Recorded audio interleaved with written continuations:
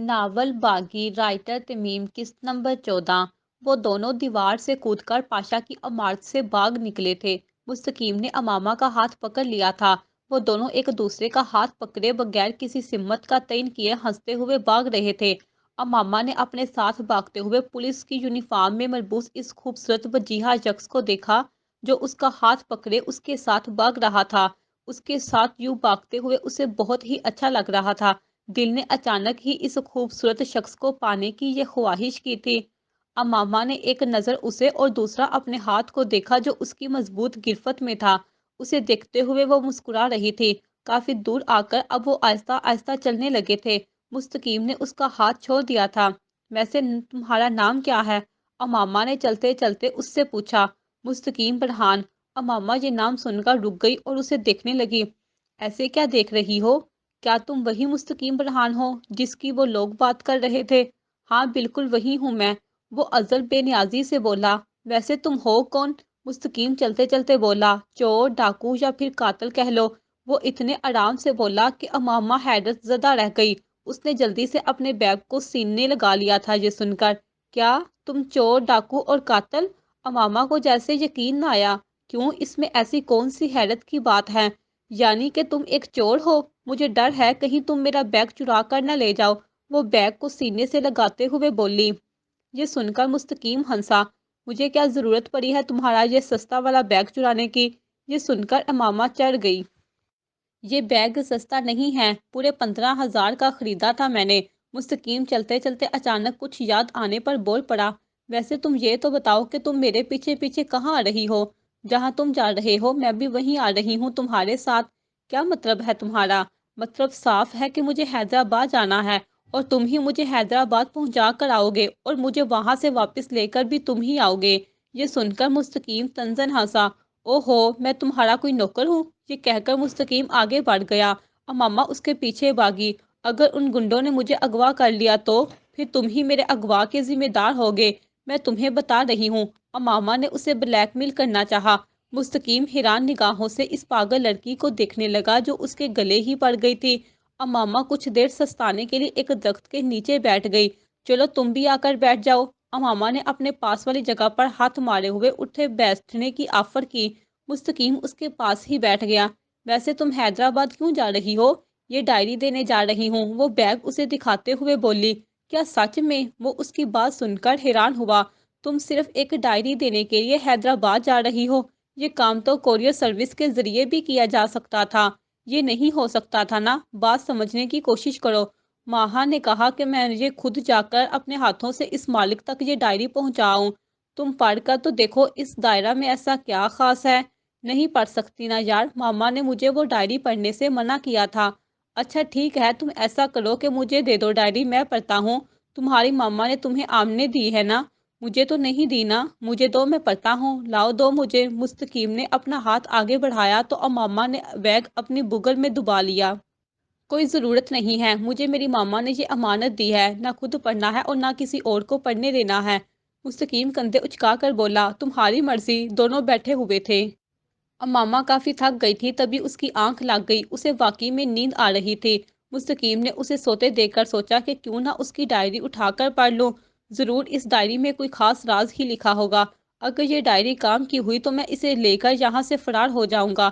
उसने तो बाकायदा नीयत बांध ली थी। उसने अपना हाथ आगे बढ़ाया ताकि वो उसका बैग खोलकर डायरी निकाल ले। उसने जो ही बैग को छुआ तो अमामा ने जोर से उसके हाथ पर मुक्का दे मारा। चोर, चोरी करने की कोशिश भी मत करना, मैं जाग रही हूँ। मुस्तकीम ने जल्दी से कहा। नहीं तो मैं कोई चोरी नहीं कर रहा था। अच्छा तो फिर तुम बैग को बस ऐसे ही हाथ लगाकर खुश हो रहे थे? वो तंजन बोली तो मुस्तकीम खामोश हो गया। मुस्तकीम कुछ सोच कर बोला। तुम्हारे पास मोबाइल फोन है तो, मगर मामा ने वो मुझसे ले लिया था। कोई काम की नहीं हो तुम, मुस्तकीम बड़बड़ाया।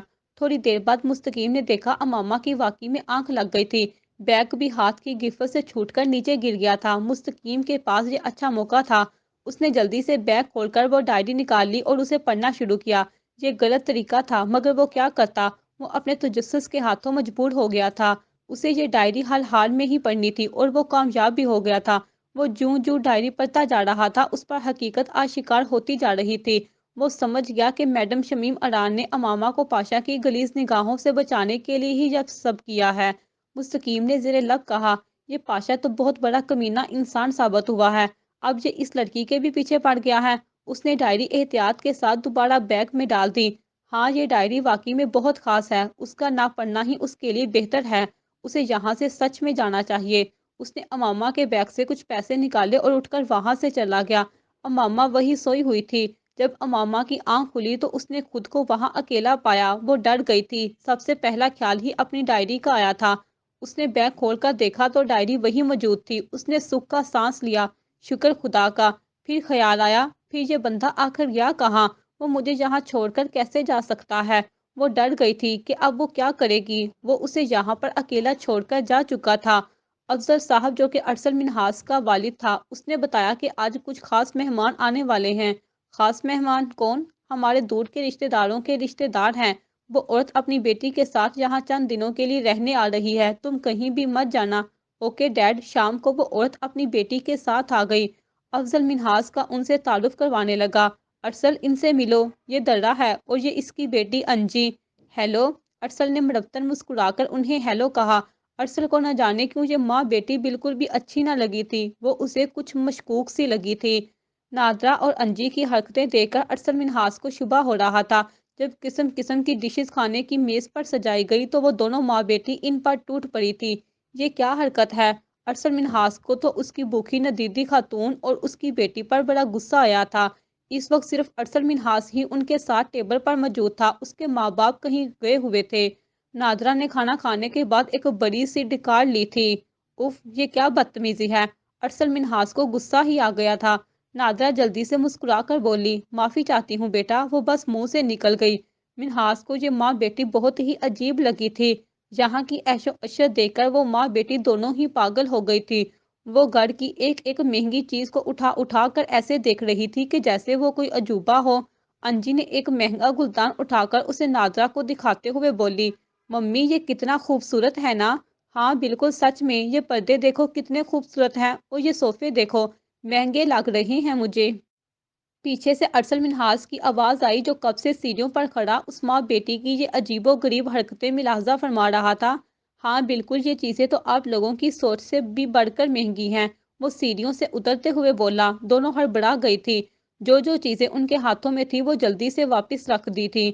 منہاس ان کے پاس آیا اور ان دونوں کو دیکھتے ہوئے بولا، میں نے شاید آپ لوگوں کو ڈسٹرب کیا، آپ لوگ شوق سے دیکھیں، میں جا رہا ہوں۔ منہاس ان پر مسکراتا ہوا وہاں سے چلا گیا۔ افضل صاحب نے جب اپنا فیصلہ منہاس کو سنایا تو اسے اپنے کانوں پر یقین نہ آیا تھا کہ افضل صاحب نے اس کا اور انجی کا رشتہ طے کر دیا ہے۔ منہاس نے انجی کو دیکھا، مگر ڈیڈ یہ سب، میں کیسے اس انجان کل کی آئی ہوئی لڑکی سے شادی کر سکتا ہوں؟ کیوں بیٹا، اس بچی میں کیا برائی ہے؟ مجھے اپنے رشتہ داروں نے بتایا ہے کہ یہ بچی بہت ہی پیاری ہے، کیا کمی ہے اس بچی میں؟ دیکھی بالی بچی ہے۔ انجی یہ سن کر معصوم بن گئی تھی۔ منہاس نے کہا، مگر ڈیڈ میں اسے جانتا ہی کہاں ہوں، کیا تمہیں کوئی اور لڑکی پسند ہے؟ پتہ نہیں ڈیڈ، تو پھر تمہیں اس رشتے سے کوئی اعتراض نہیں ہوگا، مجھے تم پر یقین ہے کہ تم میری کوئی بھی بات نہیں ڈالو گے۔ منہاس نے باپ کی محبت اور یقین کے آگے ہتھیار ڈالتے ہوئے بولا، ٹھیک ہے ڈیڈ، جیسا آپ چاہیں۔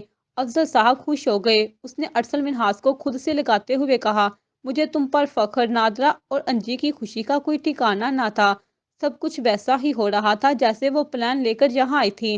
افضل صاحب نے ان دونوں کی منگنی کر دی کیونکہ انہیں عمرہ کی سعادت حاصل کرنے کے لیے سعودیہ جانا تھا اور وہاں جانے کے لیے پہلے وہ ان کی منگنی کر کے ہی جانا چاہتے تھے۔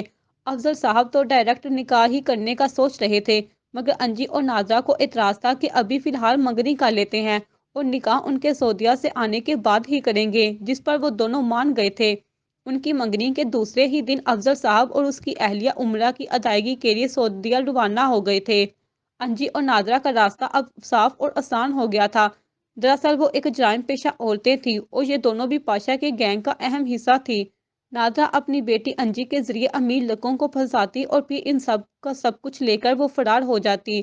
اب تک نہ جانے انجی کتنے لڑکوں سے منگنی کر چکی تھی اور کتنے ہی لوگوں کو وہ ماں بیٹی کنگال کر چکی تھی۔ وہ لوٹی گئی رقم سے آدھی پاشا کو ہی دیتی تھی اور آدھی خود رکھ لیتی، کیونکہ آج تک اگر وہ دونوں پولیس سے بچی ہوئی تھی تو صرف اور صرف پاشا کی مہربانی سے ہی۔ اگر انہوں نے پاشا سے ظلمدارا کرنے کا سوچا بھی تو انہیں صرف موت کے سوا اور کچھ بھی حاصل نہ ہوتا۔ پاشا ان کے ایک ایک قدم پر نظر رکھے ہوئے تھا۔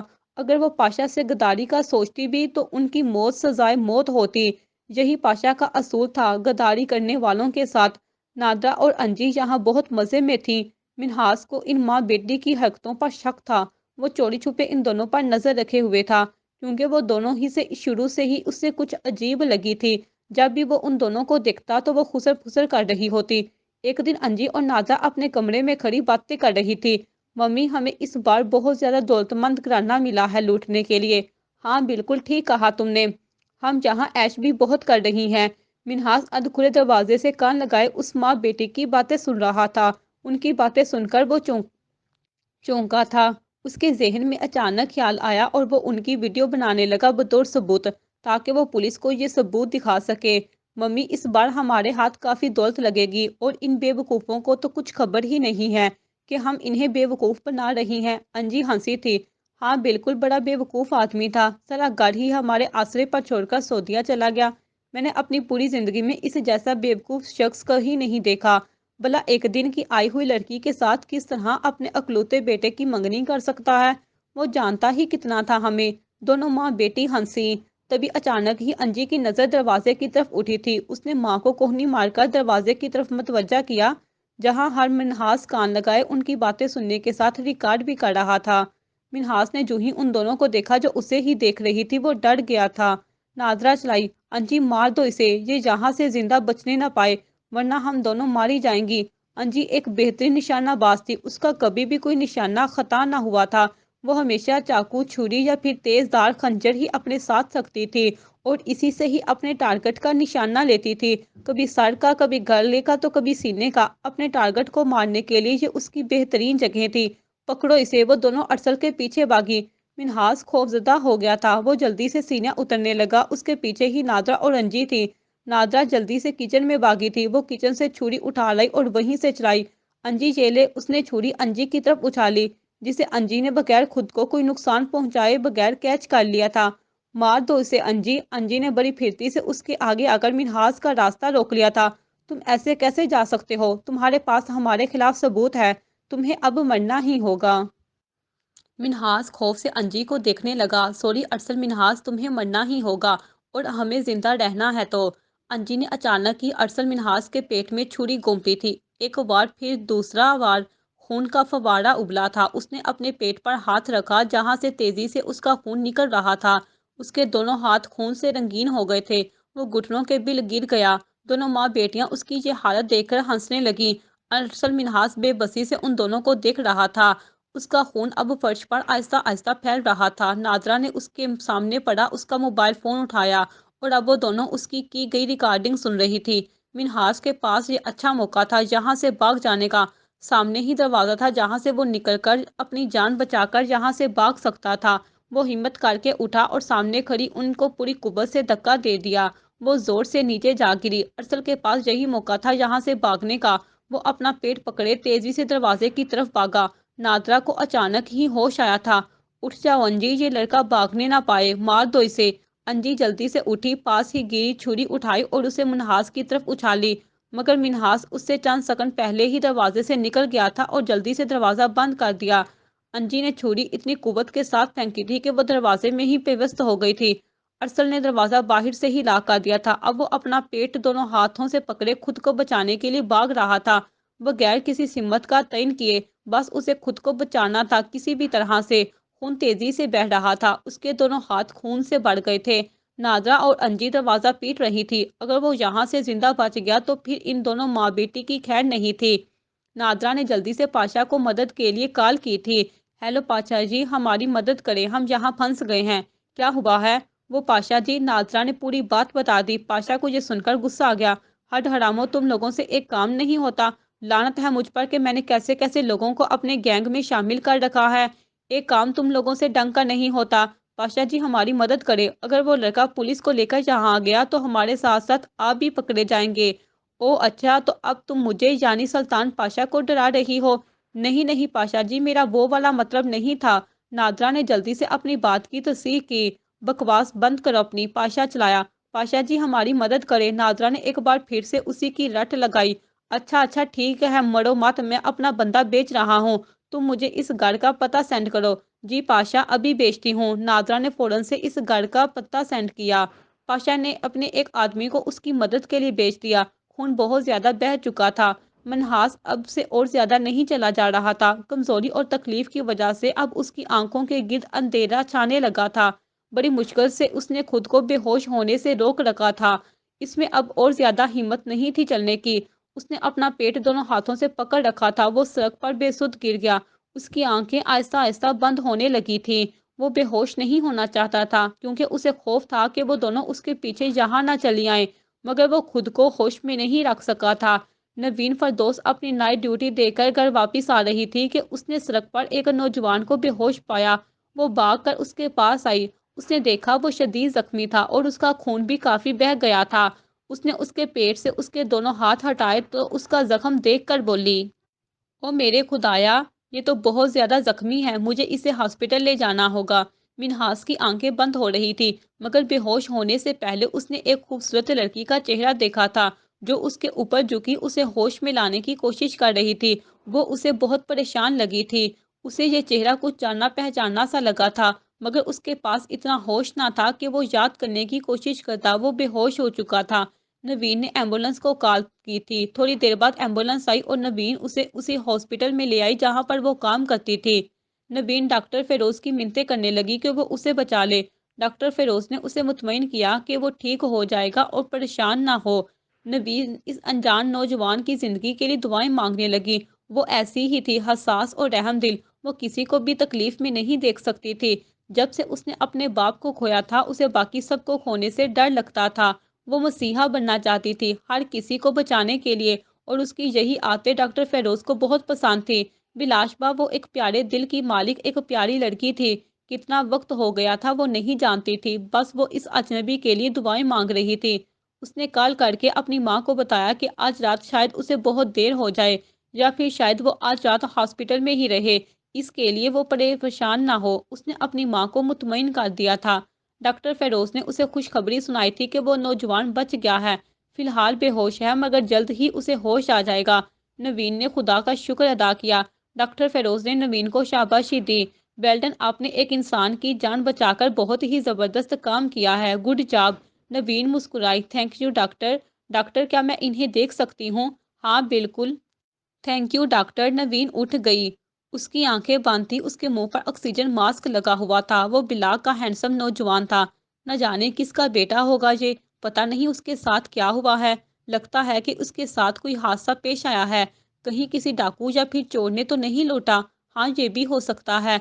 तभी डॉक्टर फेरोज भी वहां चले आए। सिस्टर, क्या आप उसे जानती हैं? नहीं डॉक्टर, मैं इसे सड़क पर जख्मी हालत में पाया था। हम मेरे ख्याल से उनके साथ कोई हादसा पेश आया है। जी डॉक्टर, मेरा भी यही ख्याल है। क्या हमें पुलिस को इन्फॉर्म करना चाहिए? डॉक्टर फेरोज ने नवीन से पूछा। नवीन ने जल्दी से कहा, डॉक्टर फेरोज, मेरे ख्याल से पहले इन्हें होश में आ जाना चाहिए। फिर आप इससे पूछ लीजिएगा कि वो क्या चाहते हैं। क्या पता वो चाहते हों ये सब। ओके ठीक है। फिर डॉक्टर फेरोज जाते जाते पलटा। सिस्टर नवीन, क्या आप आज रात हॉस्पिटल में रहेंगी? जी डॉक्टर, मैं उनके पास रहूंगी। ओके। डॉक्टर फेरोज मुस्कुराया। वो जाने लगा तो नवीन ने उसे रोक लिया। Doctor Feroz, yes. वो पलटा। वो डॉक्टर फेरोज, आप मेरी सैलरी से उनके इलाज के पैसे काट लेना। ये सुनकर डॉक्टर फेरोज मुस्कुराया। सिस्टर नवीन, इसकी कोई ज़रूरत नहीं है, हम इनका फ्री में इलाज करेंगे। डॉक्टर होते किस लिए हैं? किसी इंसान की जान बचाने के लिए। गुड, आप फीस की फिक्र ना करें, मैं सब मैनेज कर लूँगा। Thank you doctor. Doctor Feroz मुस्कुराया। You welcome. डॉक्टर फेरोज वहां से चला गया। नवीन वहीं उसके पास ही बैठ गई। पाशा के आदमी ने वहां जाकर उनकी मदद की थी। नादरा और अंजी मिनहास को इस तरह जिंदा नहीं छोड़ सकती थी। अब वो किसी माहिर खोजी की तरह नीचे पड़े मिनहास के खून के धब्बों का पीछा करती हुई आगे जा रही थी। वो धब्बे उन्हें सड़क तक ले आए थे। मम्मी, यहाँ पर आकर खून के धब्बे खत्म हो जाते हैं। इसका मतलब है कि यहाँ से कोई उसे हॉस्पिटल ले गया है। हमें अब तमाम हॉस्पिटल्स में जाकर इस लड़के को ढूंढना होगा, वरना अगर वो बच गया तो फिर हम नहीं बचेंगे मम्मी। हाँ सही कहा तुमने। नादरा ने इस काम के लिए पाशा की मदद ली थी। उसके आदमी प्राइवेट और सरकारी अस्पतालों में अरसल मिन्हास नामी लड़के को ढूंढ रहे थे। انہیں حکم دیا گیا تھا کہ وہ لڑکا جہاں بھی ملے اسے وہیں پر ہی ختم کر دیا جائے۔ پاشا کے 3 آدمی ڈاکٹر فیروز کے ہاسپٹل میں آئے تھے ارسل منہاس کو ختم کرنے۔ وہ سارے وارڈز اور روم دیکھ چکے تھے، انہیں اس نام کا کوئی بھی آدمی نہ ملا تھا۔ وہ تینوں کھڑے آپس میں باتیں کر رہے تھے، اتفاق سے نوین جہاں سے گزر رہی تھی کہ ان کی باتیں سن کر چونکی۔ وہ یہیں کہیں چھپا ہوا ہوگا، ایک ایک کمرہ چھان مارو، یہ اس لڑکے کی تصویر ہے، یہ شدید زخمی ہے، زخمی ہونے کی وجہ سے یقیناً اپنے علاج کے لیے وہ کسی ہاسپٹل میں گیا ہوگا، وہ ادھر ہی کہیں ہوگا، ڈھونڈو اسے اور ختم کر دو، وہ بچنے نہ پائے۔ تصویر دیکھ کر نوین کو سمجھنے میں بالکل دیر نہ لگی تھی، وہ فوراً سے منہاس کے روم کی طرف بھاگی۔ منہاس سویا ہوا تھا، اسے کسی بھی طرح سے بس اس کی جان بچانی تھی۔ اس نے ارسل کو سہارا دے کر اٹھا کر بٹھایا، اب اس سے بیڈ سے کیسے اتارے یہ اس کے لیے بہت مشکل تھا، مگر اسے یہ سب کرنا تھا کسی بھی طرح سے۔ نوین نے اپنے دونوں بازو سے پیچھے سے ارسل کو ہاک کیا اور بڑی مشکلوں سے بیڈ سے نیچے اتارا۔ اس کوششوں میں وہ بہت تھک گئی تھی اور ہانپ رہی تھی، وہ ہوش میں نہیں تھا، اس لیے اسے اکیلے ہی یہ سب کرنا پڑ رہا تھا۔ وہ کسی کو بھی اس بارے میں نہیں بتانا چاہتی تھی، اس طرح سب کو پتہ چل جاتا اور اس کی جان کو خطرہ بھی لاحق ہو سکتا تھا۔ اس کے دماغ میں خیال آیا، اس نے ارسل کو فرش پر لٹایا اور پھر اسے بیڈ کے نیچے سیدھا لٹا دیا، اس طرح سے کہ وہ دیکھنے پر بالکل بھی نظر نہیں آ رہا تھا۔ اس نے بیڈ کی چادر بھی نیچے کی طرف سرکا دی تھی تاکہ اسے کوئی دیکھ نہ سکے، اور پھر خود جلدی سے ارسل کی جگہ بیڈ پر لیٹ گئی اور خود کو سفید چادر سے گردن اچھی طرح سے کور کر لیا تھا، اس طرح سے کہ بس اس کا چہرہ ہی نظر آ رہا تھا۔ اس کا نرس والا ڈریس بھی چھپ گیا تھا، مگر وہ ڈر بھی رہی تھی کہ کہیں وہ پورا کپڑا ہٹا کر اسے دیکھ کر مشکوک نہ ہو جائیں۔ وہ دعائیں مانگنے لگی کہ بس کسی بھی طرح سے اس کا یہ پلان کامیاب ہو جائے۔ پاشا کے وہ دونوں آدمی کمرے میں داخل ہوئے۔ آہٹ سن کر نوین کا دل اچھل کر حلق میں آ گیا تھا، نہ جانے اب کیا ہوگا۔ وہ سیدھا اس کے پاس ہی آئے تھے، مگر نوین کا چہرہ دیکھتے ہی وہ مایوس ہو گئے تھے۔ یہاں بھی نہیں ہے، پھر کہاں گیا وہ؟ زمین کھا گئی یا پھر آسمان نکل گیا؟ ہمیں یہاں سے ملنا چاہیے اس سے پہلے کہ کوئی ہم پر شک کرے، ایک آدمی نے کہا۔ ہاں ٹھیک ہے، چلتے ہیں، مگر جان لو آپ پاشا کے غضب سے نہیں بچ پائیں گے۔ وہ وہاں سے چلے گئے۔ نوین نے ان کے جانے پر شکر ادا کیا، وہ جلدی سے بیڈ سے اٹھی، اسے نیچے جھک کر سیدھا لیٹے منہاس کو دیکھا، پھر اس کے بازوؤں سے پڑا اس کے بیڈ سے نکالا۔ اب مسئلہ یہ تھا کہ وہ کیسے اکیلی جان اتنے طاقتور نوجوان کو اٹھا کر بیڈ پر لٹاتی۔ اس نے بہت کوشش کی، اس کوشش میں وہ بری طرح سے ہانپنے لگی تھی، یہ مجھ سے نہیں ہوگا۔ بالآخر اس نے ہار مان لی، وہ باہر نکل گئی اور 2 وارڈ بوائے کو مدد کے لیے بلا کر لے آئی۔ ان دونوں نے ارسل منہاس کو بیڈ پر لٹا دیا۔ آج تو اسے بچا لیا تھا، مگر آگے کیا کرتی؟ اسے بہت ڈر لگا تھا یہ سوچ کر کہ اگر وہ بر وقت یہاں نہ پہنچتی تو پھر کیا ہوتا، اس سے آگے وہ سوچنا بھی نہیں چاہتی تھی۔ منہاس کو ہوش آ چکا تھا، مگر یہ جان کر کہ اس کی جان بچانے والی نوین فردوس ہے، جسے اس نے علی رضا کی بہن سمجھ کر اغوا کروایا تھا، آج اسی نے ہی اس کی مدد کی تھی۔ وہ خود سے آنکھ بھی نہیں ملا پا رہا تھا، کجا کہ وہ نوین سے آنکھ ملا پاتا۔ اسی شرمندگی کی وجہ سے جب بھی نوین اسے دیکھنے آتی تو وہ سوتا بن جاتا تاکہ اس کا سامنا نہ ہو سکے۔ وہ کیسے اس سے آنکھ ملا کر بات کر سکتا تھا؟ اس کی زندگی نوین کی مقروض تھی کیونکہ اس نے اس کی جان بچائی تھی۔ نوین اس کا بہت خیال رکھ رہی تھی، وہ زیادہ تر خاموش ہی رہتا تھا۔ نوین اس سے بات کرنے کی کوشش کرتی مگر وہ کوئی جواب نہ دیتا۔ ڈاکٹر فیروز کو اس نے بتایا تھا کہ اس کے ساتھ ایک حادثہ ہوا تھا، مگر وہ اس معاملے میں پولیس کو ملوث نہیں کرنا چاہتا تھا، وہ اپنا معاملہ خود ہینڈل کرنا چاہتا تھا۔ کس پر ڈاکٹر فیروز نے اس کی بات مان لی، مگر نوین سب کچھ جان چکی تھی۔ وہ کسی اچھے وقت کے انتظار میں تھی کہ وہ اس سے پوچھے گی کہ آخر ان گنڈوں کا اس سے کیا تعلق ہے، وہ کیوں اس کی جان لینے کے در پہ ہیں، اس نے آخر ایسا کیا کیا ہے؟ بہت سے سوالات تھے جس کے جوابات منہاس سے لینا ابھی باقی تھے۔ علی رضا نے دانیال کو اپنے گھر بلا لیا تھا۔ اب وہ اس سے باز پرس کر رہا تھا، یا تم نے مجھ سے جھوٹ کیوں بولا؟ کیسا جھوٹ؟ یہی کہ عروج مراج ایک کروڑ پتی شخص کی اکلوتی بیٹی ہے، جو تو نے کچھ بھی کہا تھا سب اس کے برعکس ہی نکلا۔ یہ سنتے ہی دانیال ہنس پڑا۔ وہ تو میں نے تجھ سے مزاق کیا تھا میرے یار، دراصل میں تجھے وہ خوبصورت لڑکی دکھانا چاہتا تھا، مگر تو بہت ہی لالچی نکلا یار، کسی بھی لڑکی کو پیسے کے علاوہ دوسری نظر سے بھی دیکھ لیا کر۔ یہ کیا یار، ہر کسی لڑکی کے پیچھے تو پیسوں کو دیکھتا ہے؟ علی رضا کی آنکھوں کے سامنے عروج مراج کا چہرہ گھوم گیا، وہ مسکرایا۔ سچ کہا تم نے، کبھی مجھے اپنے دل کی بھی سن لینی چاہیے۔ کیا مطلب؟ یار تجھے پتا ہے عروج مراج پہلی لڑکی ہے جسے دھوکہ دینے کے لیے میرا دل بالکل بھی راضی نہیں ہو رہا، وہ بہت ہی اچھی لڑکی ہے، सब लड़कियों से हट कर। न जाने इसमें ऐसा क्या है कि उसने अलोन वुल्फ को अपना असीर बना लिया है। अब उसके अलावा किसी और को सोचने का दिल ही नहीं चाहता। वो अरूज मराज के ख्यालों में गुम कह रहा था। दानियाल मुस्कुराया। बाला आखिर तुम भी किसी लड़की के जाल में तो फंसे। हमेशा तुम ही अपने जाल में लड़कियों को फंसाते थे, और आज बाला आखिर किसी के जाल में फंस गए। अली रजा मुस्कुराया। हाँ यार, अरूज मराज में कुछ तो ऐसी खास बात जरूर है जिसने मुझे उसका असीर बना लिया है। मैंने अब एक फैसला किया है। कैसा फैसला? यही कि अब मैं लड़कियों को बेवकूफ़ बनाना छोड़ दूंगा और अरूज मराज को सब कुछ बता दूंगा। ये भी कि मैं उससे मोहब्बत करता हूँ। मैं उसके साथ शादी करके अपनी बकैया ज़िंदगी आराम और सुकून के साथ अरूज मराज के संग गुजारना चाहता हूँ। ओह! क्या सच में? दानियाल को जैसे यकीन आया था। तुम सिर्फ़ इस लड़की की खातिर ये सब छोड़ रहे हो, जिससे तुम सिर्फ़ चंद घंटे ही मिले थे। अली रज़ा मुस्कुराया। वो चंद घंटे मेरी ज़िंदगी के सबसे खूबसूरत और कीमती घंटे थे। दानियाल उसकी ये हालत देखते हुए बोला, सच में अब तुम्हें समझाना फ़ज़ूल ही होगा, क्योंकि तुम्हें इश्क का नशा और मोहब्बत की बीमारी लग गई है, और उसका इलाज सिर्फ़ और सिर्फ़ अरूज मिराज के पास ही है। अली रज़ा दानियाल की बात पर मुस्कुराया। मुस्तकीम और अमामा के भाग जाने पर पाशा अपने आदमियों पर गुस्से से बरस रहा था। नलायकों, हराम खोरो, बस मुफ्त की रोटियां तोड़ते रहना तुम लोग। तुम इतने सारे लोगों से वो दोनों कैसे बच के निकल गए?